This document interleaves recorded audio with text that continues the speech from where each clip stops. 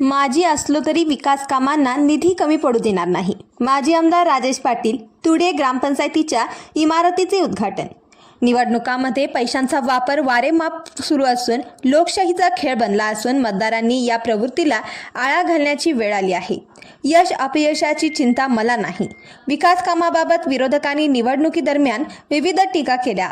मात्र निवडणुकीला 11 महिने होऊनही आजही मी नवीन कामांचे उद्घाटन करत आहे. हेच विकासाचे प्रमाण असल्याचं माजी आमदार राजेश पाटील यांनी सांगितलं. तुडे ग्रामपंचायतीच्या नूतन इमारतीच्या उद्घाटन प्रसंगी ते बोलत होते. गावातील ग्रामपंचायतीची जुनी इमारत नव्याने उभारण्यासाठी 20 लाख रुपयांचा निधी उपलब्ध करून देण्यात आला.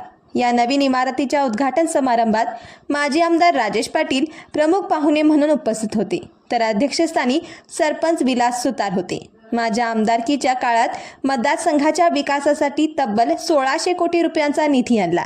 तुडे गावात 30 वर्ष आपल्या गटाची सत्ता आहे. या गावातच 25,66,50,000 रुपयांचा निधी दिला आहे. तसेच तुडे कोलिक आणि चंदगड जांभरे या रस्त्यांसाठी सिमेंट कॉन्क्रीट रस्त्यांना मंजुरी मिळाली आहे.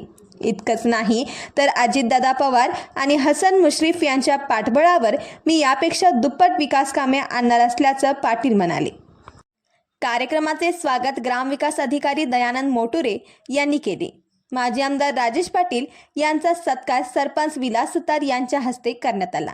यावेळी वनक्षेत्रपाल शीतल पाटील, उपअभियंता प्रकाश देसाई, माजी सभापती भरमा नगावडे, जनार्दन पांडे, तानाजी गडकरी, मारुती नाकाडी, दिलीप हुलजी, जानबा चौगुले, जगन्नाथ हुलजी, विलास सुतार यांनी आपले मनोगते व्यक्त केली. या प्रसंगी उपसरपंच अशोक पाटील, पांडुरंग बेनके, मंगेश पाटील, AI नायकवाडी, ज्योतिबा कनगुटकर, कृष्णा गुरव, पांडुरंग चव्हाण, अरुण गुरव, मधुकर पाटील, मनोहर कनगुटकर तसेच सविता गिरी, मारुती पाटील, रवींद्र गिरी, वनिता गुरव, प्रिया राव, प्रियांका झाजरी, खेमा सुतार आणि परिसरातील अनेक मान्यवर उपस्थित होते. कार्यक्रमाचे सूत्रसंचालन प्राध्यापक VV कोलकार यांनी केले.